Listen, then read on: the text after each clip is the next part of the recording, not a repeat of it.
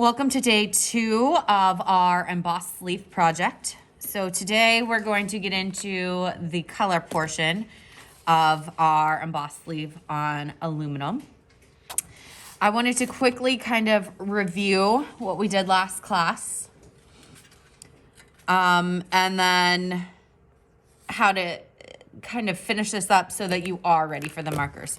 So the first thing we did last class is we got our piece of aluminum. We put our name on the back, then we flipped it over and we traced our stencils with the wooden needle tool. We put in the branches, we put in the veins.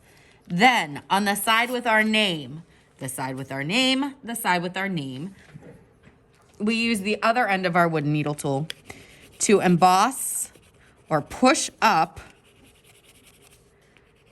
the opposite side of our leaf. I'm gonna zoom in so you can see that real good here. I wanna show you a few things about that. Do you see all this texture I have? I wanna try to smooth some of that out, and all I'm gonna do is kind of cross-hatch in the opposite direction that I pushed to try to eliminate that. Also, when I get up to the vein,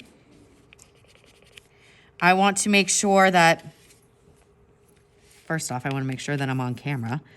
I want to make sure that I'm getting real nice and close to it, but not pushing over it to eliminate it. What happens if you accidentally eliminate it? Not a big deal. You just flip it back over. And now none of these I've done that to, but I'm just going to push them back down. A lot of times the edges can lose a little bit of oomph. And that's what we're going for, is I'm calling it a little bit of oomph, because if you look at the side here, it's really a relief where it's slightly raised, okay?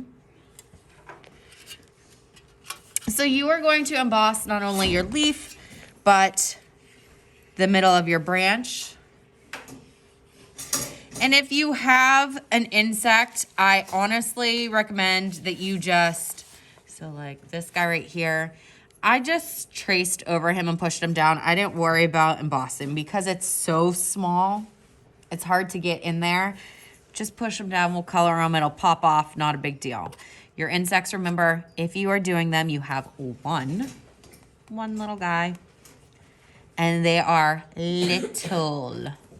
I don't want a big, huge centipede. By the way, I hate centipedes, but I don't want a big, huge tarantula or something ginormous taking over your leaves. All right. So let's talk about coloring now. I'm gonna zoom out for a moment again. I'm still working on my felt just because we need that cushion, and it protects the table. We are going to be using some old school permanent markers. These stink. After the demonstration, I'm gonna turn on the vents just because it's gonna get pretty smelly in here. I have sorted these out so that you have your autumn colors. You have your yellow, your orange, your red, your green, your brown. Obviously, we're not including the blue, purple, and the black. If you need a black, we can use a Sharpie like for this little guy, the ladybug. I just pulled out a Sharpie real quick and did it. Because you'll see that these chiseled tips are a little much for you to be trying to do tiny little details with. So we are going to be doing a little blending and bleeding with the markers today by overlapping them. All right, and I'll show you what I mean. I'm gonna go with my good old yellow. If you've ever noticed, Mrs. Shartle kind of favors yellow just because I feel like it always gets covered up. So I like to start with my yellow. That was bothering me, I'm sorry.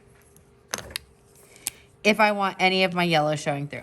Now these markers, like I said, are old, and look at the tip of this guy. That is rough. I'm not even sure if it's gonna work. Oh, it does. I'm gonna do a little yellow, keeping it on my leaf. And I think I'm gonna make this guy yellow and green. I do not recommend mixing more than 3 colors in your leaf, just because then it starts going a little crazy. All right, here we go. Chisel tip with the green. I'm gonna carefully put some on the edge.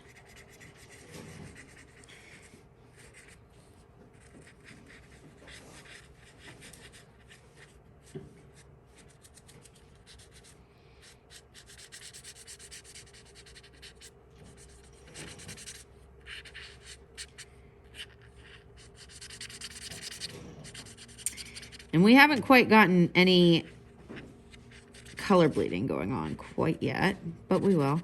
As I pull that green into the yellow some, I'm like wiggling my marker.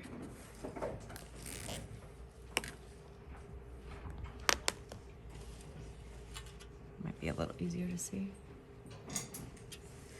I'm gonna take my yellow again, and this is why they are in such rough shape. I'm gonna smear that in a little bit with my yellow. And I'm gonna end up getting kind of a lime green color. I'm not doing it everywhere.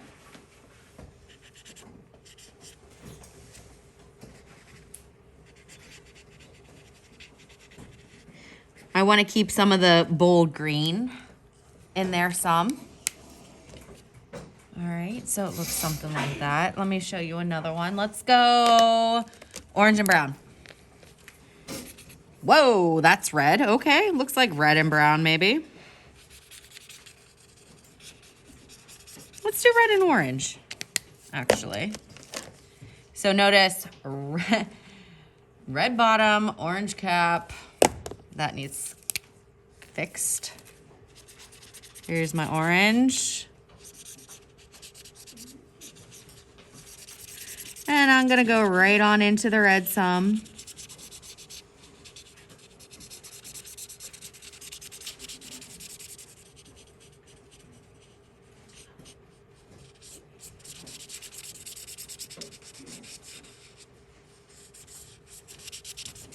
Make sure that you get nice and push down in those veins. We don't want to leave any of that silver popping through here.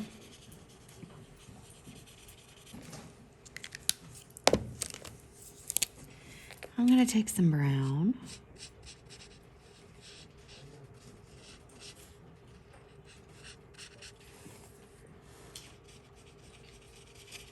And smear it over top. And it's just like really, if it's hard to see on film, but it is naturally mixing on this aluminum and doing a little color bleeding without you having to do much effort at all.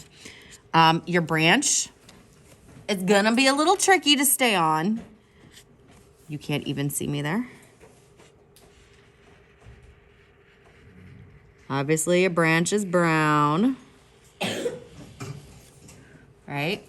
You may need to get a piece of scratch paper in between.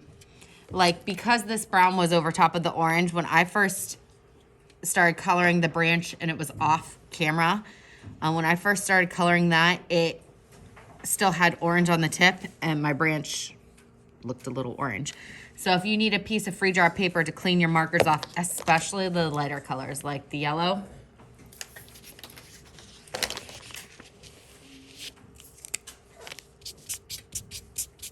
do you see all that green coming off of there? The next person that goes to use it wants a yellow, not a green. So clean your markers off before you put them away. These are tricky ones to cap. You really gotta like put a little bit of oomph into them to get them to click closed, okay? So at the end of class, you're gonna return your markers to your marker containers. These are going to be carried to the clay table and stacked neatly. Your scratch paper to clean off your markers can just get thrown away. Your felt will be piled up. Your wood needle tools will be returned. Next class, we will take a look at mounting these and putting a name tag on there for display.